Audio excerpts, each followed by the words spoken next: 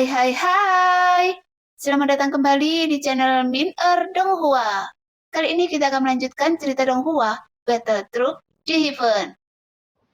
Dasar babi gemuk sialan, saya buaya tiran bersumpah akan mencapik-capik Anda dan memberi Anda rasa gulungan kematian.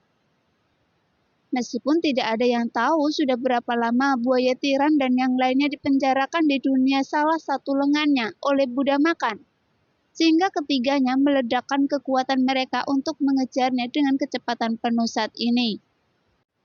Terlalu lemah, blokir mereka untuk saya, teriak Buddha makan atau Ciami.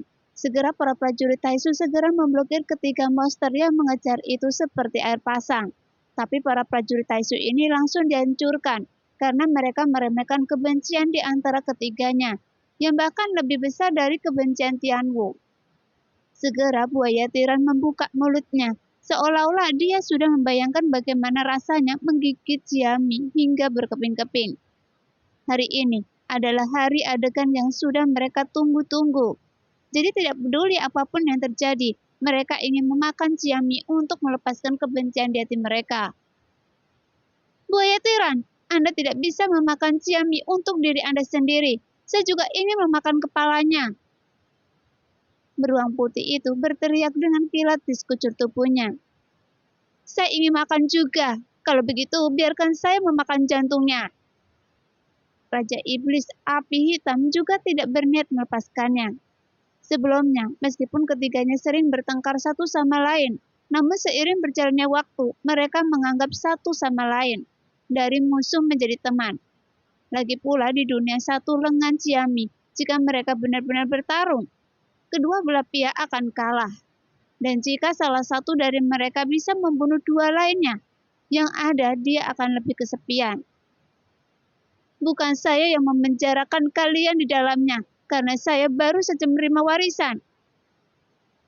Sambil berbicara, Ciami melambaikan tangannya dengan tergesa-gesa dan terus menembak mundur ke belakang. Hentikan omong kosong itu, kakek buaya ini pasti akan memakan Anda hari ini. Bukankah Anda Buddha yang juga selalu ingin makan? Hanya saja Anda adalah seseorang dengan wajah manusia, tapi berhati binatang. Anda kentut. Saya mempunyai niat baik sebelumnya, sehingga Anda sebagai monster bisa memakan orang dan minum darah di mana-mana. Tapi monster adalah monster, sehingga kalian bahkan mengkritik saya. Setidaknya saya belum makan manusia apapun. Ciami meludahkan kata-kata dengan marah. Meskipun Anda belum pernah makan manusia, tapi Anda sudah memakan monster. Saya memakan manusia dan Anda memakan kami para monster. Jadi apa bedanya? Sekarang Anda sudah sangat gemuk, jadi saya tidak akan membiarkan Anda hari ini. Ayo, jangan lari lagi. Beruang putih meledak dengan guntur. Pada saat yang sama, Xiaoyan tidak punya waktu untuk peduli pada mereka, karena melalui cuaca yang dikendalikan oleh Xiaoyan, dengan mengubah awan dan hujan yang diturunkan oleh Tianwu kepadanya di tengah hujan, Xiaoyan menampilkan lebih banyak kekuatan, sehingga dia bisa menjadi lebih akrab dengan keterampilan bertarung tingkat kuno ini. Kemampuan serangan dari skill bertarung ini tidak ada duanya. Sebaliknya, saya bisa bekerja sama dengan air hujan biasa untuk membasahi musuh ini, sehingga bisa mengurangi kekuatan musuh dan melemahkan kekuatan tempur mereka. Sambil bergumam pelan, Xiaoyan merasakan itu di tengah hujan, dan banyak prajurit Taisu yang sangat terpengaruh oleh hujan ini. Oleh karena itu, para prajurit Taisu dapat langsung dihancurkan oleh 3 monster itu. Hanya saja, Xiaoyan tidak memiliki kemampuan mengendalikan hujan seperti Tianwu. Bahkan lebih mustahil lagi membuat hujan dari udara tipis. Karena kunci untuk menampilkan seni mengubah awan dan hujan adalah dengan mendapatkan hujan. Hanya sekelompok sampah. Sudah lama sejak saya tidak makan siapapun, jadi korbankan mereka ke dalam mulut saya. Tianwu menyeringai. Mendengar itu, Xiaoyan langsung teringat wujud asli Tianwu yang dilihatnya pertama kali. 8 kepala dan 8 ekor, jadi Xiaoyan tidak perlu mengambil tindakan. Segera Tianwu bergegas menuju Su Shuo dan Su Huai. Namun saat keduanya melihat Tianwu datang ke arah mereka, keduanya juga menunjukkan rasa takut. Jadi mereka berdua buru-buru mundur ke Dewa Kekosongan. Mereka bahkan mengendalikan Dewa Kekosongan untuk meledakkan sinar pemusnahan. Segera, lebih dari selusin sinar pemusnahan tiba-tiba melonjak dan langsung menyapu ke arah Tianwu dengan ganas. Bahkan setelah sinar pemusnahan dikompresi menjadi satu, itu juga memiliki kekuatan yang besar. Sehingga Tianwu bahkan bergerak untuk menghindarinya. Segera di bawah suara mendesing, lebih dari selusin kapal Dewa Kekosongan berpotongan dalam sekejap. Saat melihat lagi sudah tidak mungkin untuk membedakannya. Di kapal Dewa Kekosongan manakah Su Suo dan Su Huai bersembunyi? Sungguh manusia yang cerdas. Tapi apakah Anda hanya mencoba menghindari raja ini? Gumam Tianwu. Kemudian tubuh aslinya sebenarnya muncul dalam ilusi. Aura unik manusia tidak bisa disembunyikan. Jadi teknik yang sangat menyilaukan tidak berguna bagi saya. Sosok Tianwu tiba-tiba keluar, kemudian menargetkan salah satu kapal Dewa Kekosongan. Seolah-olah dia benar-benar bisa tercium aura Su Suo dan Su Huai. Segera, Tianwu menggunakan 8 cakarnya yang tajam untuk meraih Dewa Kekosongan dengan kuat. Yang membuat Dewa Kekosongan itu bergetar hebat. Meskipun bekas cakaran Tianwu yang sangat dalam muncul, namun dia tidak dapat sepenuhnya menembus pertahanannya. Kemudian sebuah tekanan kuat segera datang untuk menekannya. Pada saat ini, Xiaoyan tiba-tiba merasakan sesuatu yang salah. Hanya saja, Tianwu hanya fokus untuk merobos pertahanan Dewa Kekosongan. Meskipun cakarnya menjadi tajam, tapi tidak ada gunanya. Karena hanya guntur Hotian milik Xiaoyan yang memiliki efek terbaik untuk menghancurkan pertahanan Taisu. Segera tombak bencana muncul di tangan Xiaoyan. Tiba-tiba busur guntur Hotian memenuhi sekeliling. Kemudian Xiaoyan menuangkan kekuatan guntur Hotian ke dalam tombak pemecah bencana dengan gila-gilaan. Senior Tianwu, saya di sini untuk membantu Anda. Sambil berteriak, Xiaoyan langsung membidik Dewa Kekosongan yang dikunci oleh Tianwu. Tiba-tiba dalam sekejap, tombak pemecah bencana yang terbungkus dalam guntur Hotian langsung menghantam di tengah Dewa Kekosongan tersebut.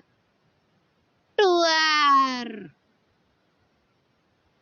Jelas, dengan ledakan kekuatan guntur Hotian, dia dapat mengabaikan pertahanan Dewa Kekosongan Taisu. Setidaknya bahan yang digunakan Dewa Kekosongan saat ini tidak mampu menghentikan guntur Hotian. Setelah sebuah ledakan keras bergema, tombak pemecah bencana menerobos pertahanannya. Dia bahkan langsung menembus Dewa Kekosongan. Sehingga sebuah lubang yang cukup besar muncul untuk masuk dan keluar. Hanya saja Xiaoyan selalu mendapat firasat buruk saat dia melihat lusinan kapal Dewa Kekosongan di langit. Bagaimanapun Taisu selalu licik dan licik. Tampaknya karena mudah ditarik dan dikalahkan, pasti ada konspirasi lain. Tuar! Tepat saat Xiaoyan ingin mengingatkan Tianwu, tiba-tiba para Dewa Kekosongan sebenarnya diatur secara tertib di udara. Kemudian sebuah tanda besar muncul. Segel Buddha Iblis! Tianwu terkejut saat cahaya kemasan menyelimutinya, namun sudah terlambat untuk menghindar. Setelah cahaya kemasan meledak dan menyelimutinya, Tianwu sudah tidak bisa lagi mempertahankan wujud manusianya. Sebaliknya, dia berubah menjadi bentuk aslinya. Kemudian tubuh aslinya tiba-tiba mulai berubah menjadi batu dengan kecepatan yang terlihat dengan mata telanjang. Kenapa mereka mempunyai segel ini? Karena membentuk segel ini membutuhkan setidaknya transendensi tingkat keempat keabadian dewa. Mungkinkah budaya sialan itu? Sialan, saya salah perhitungan. Junior, cepat pergi dari sini. Saat Tianwu berada di saat-saat terakhir menjadi batu, dia menatap Xiaoyan dan berkata dengan kekuatan jiwanya. Mendengar itu, Xiaoyan melututkan kening, karena meskipun Raja Iblis Tianwu ini memiliki kemampuan mengendalikan hujan, tapi dia agak terlalu lemah dalam hal kekuatan tempur. Jika tidak mungkin sesederhana itu untuk menyegelnya. Goyan, cepat buka segel ini. Xiaoyan melambaikan jubahnya untuk membiarkan Goyan keluar. Segera cahaya biru dari mata anjing meledak dan langsung menyelimuti tubuh besar Tianwu yang menjadi batu. Namun segel ini tidak menghilang atau retak, bahkan masih berputar perlahan menekan dan memblokir Tianwu dengan cahaya keemasan. Bunuh 1000 pisau, ini bukan larangan, jadi tidak bisa dipatahkan. Teriak Goyan dengan keras. Mendengar itu, Xiaoyan melihat sekeliling, tapi dia tidak tahu di mana dia berada saat ini. Jika dilihat dari bangunan di sekitarnya, itu seharusnya menjadi benteng pertahanan Taishu. Bahkan jumlah prajurit Taishu yang ada di sini sangat mencengangkan. Sekarang giliran saya, karena Anda berani menghancurkan dewa kekosongan Taishu saya, maka Anda harus membayarnya dengan nyawa Anda. Setelah sosok Tianmu disegel, sosok Su Shuo muncul di atas kepala Xiaoyan, dan dia memancarkan niat membunuh yang kuat. Tidak masalah apakah Anda akan membunuh monster-monster ini atau tidak. Lagi pula, mereka bukan makhluk dari Sensi, jadi tidak masalah. Sepertinya dengan bantuan sumber daya dari Sensi, Anda telah menembus keabadian dewa.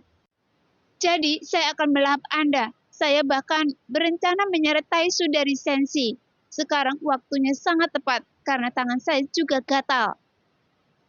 Gumam Xiaoyan dengan dingin. Meskipun sekarang avatar Dewa Asri tidak ada di sini, dan Xiaoyan hanya bisa mengandalkan kekuatannya sendiri. Bahkan untuk menghadapi Dewa Abadi dari Taishu ini tidak mudah. Tapi di bawah hujan ini kekuatan Su Shuo juga terpengaruh, dan kekuatannya telah melemah sampai batas tertentu. Anda hanya berada di langkah 9 keabadian Kaisar, tapi berani bersikap sombong.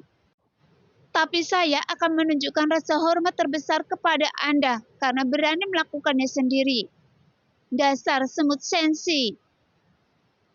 Setelah kata-kata itu keluar, Su Shuo tidak lagi berbicara omong kosong. Kemudian telapak kaki tiba-tiba melangkah ke depan. Segera aura yang agung dari kekuatan abadi berubah menjadi bayangan kaki hitam sepanjang ribuan kaki dan langsung menuju Xiaoyan dengan ganas.